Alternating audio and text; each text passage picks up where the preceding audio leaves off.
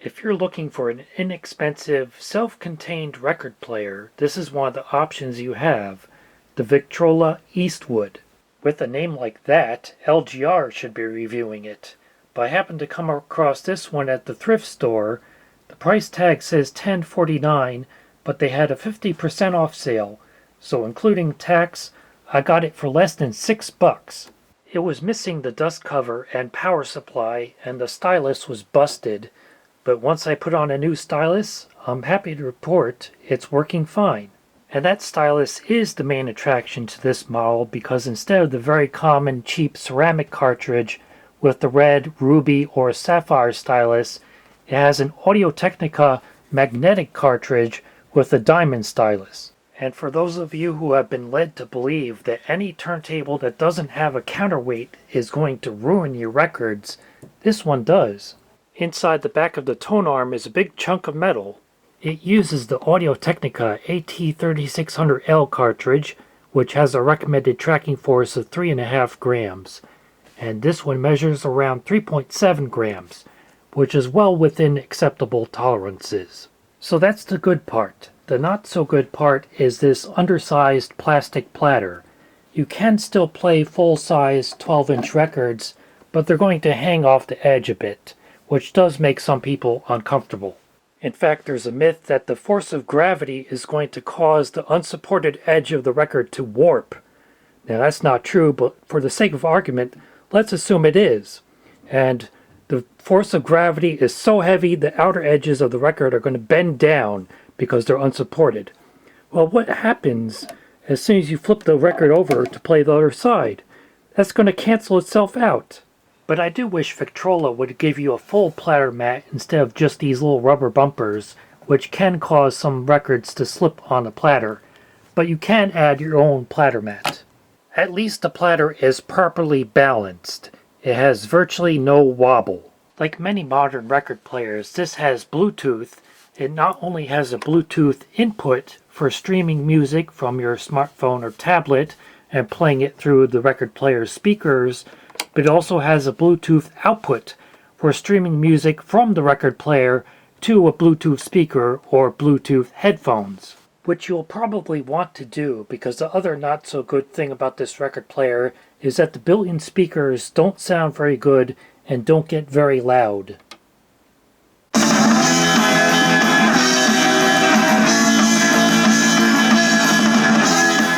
That was turned all the way up. At least they don't get distorted, and another common myth about record players with built-in speakers is that the vibrations generated by the speakers will cause feedback or skipping, and that is not a problem with this one.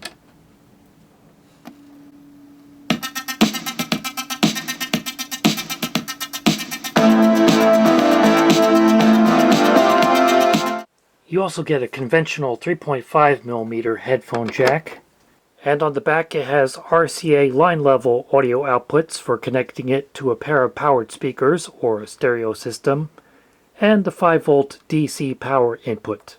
And because it runs on 5V DC, that means you can turn it into a battery powered record player by using a USB power bank and a Sony PSP charging cable. The Eastwood is Victrola model VTA72, and I believe this serial number starting with 23 indicates this one was made in 2023. The sides of the cabinet may look like wood, but that's just a vinyl veneer. This finish is called bamboo. You can also get it in a darker finish called espresso. And I do like the cloth speaker grill on the front. Underneath that grill are a pair of 2-inch speakers. They do play in stereo, but being only about 8 inches apart, you're not going to hear much stereo separation from them.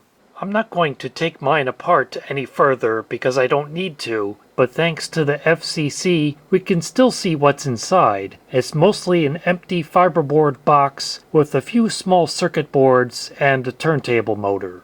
The speakers have pretty large magnets, and the cabinet does contain somewhat of a baffle for them. Most of the circuitry is on the circuit board, which contains the power input and line output jacks. You can see the Bluetooth antenna, which is a squiggle on the circuit board.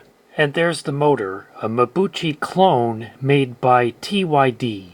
Now I'll give you a direct hookup sample to give you an example of how good the Victrola Eastwood can sound when played through something better than its built-in speakers.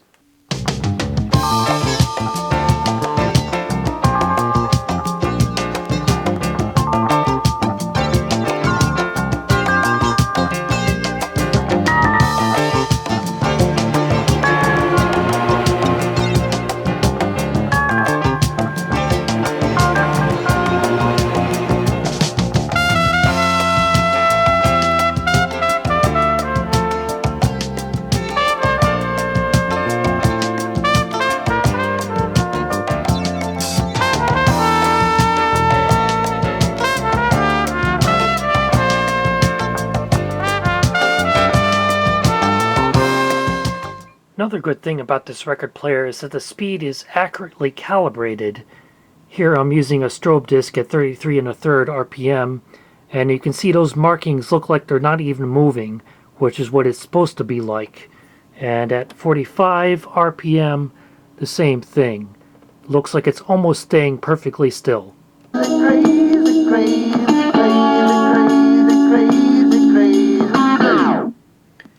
If you're going to be playing 7-inch 45s, you may run into the problem where the auto stop system kicks in too soon.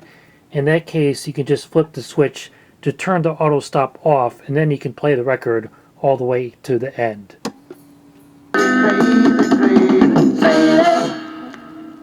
It also has 78 RPM, and at that speed it's playing a little bit too fast, but it's still close enough that I wouldn't bother trying to adjust it. For the best results when playing shellac 78s, you should use a 3mm stylus, such as the Fansteel 4211-D3. Using the stylus it comes with won't damage anything, it just won't sound as good.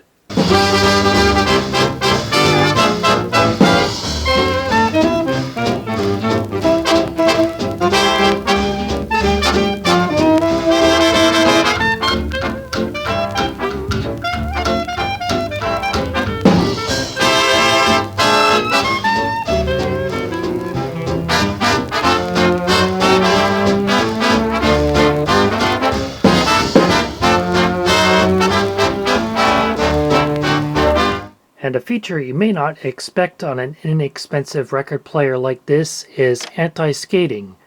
When I set the stylus down on a Laserdisc, it does not swing to the middle, indicating it does have anti-skating.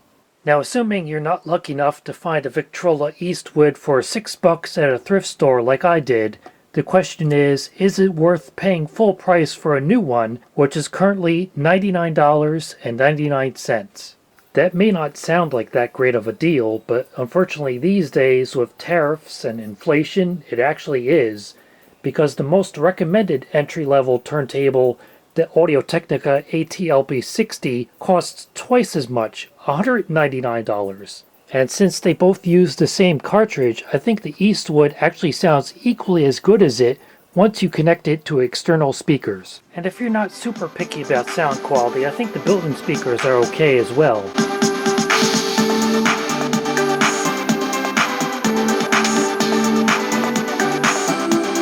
For the same price, you can also get the Eastwood 2, but that's really just a cosmetic update.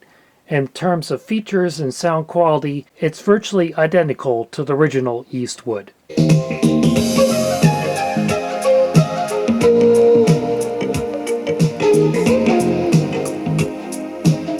So that's the Victrola Eastwood.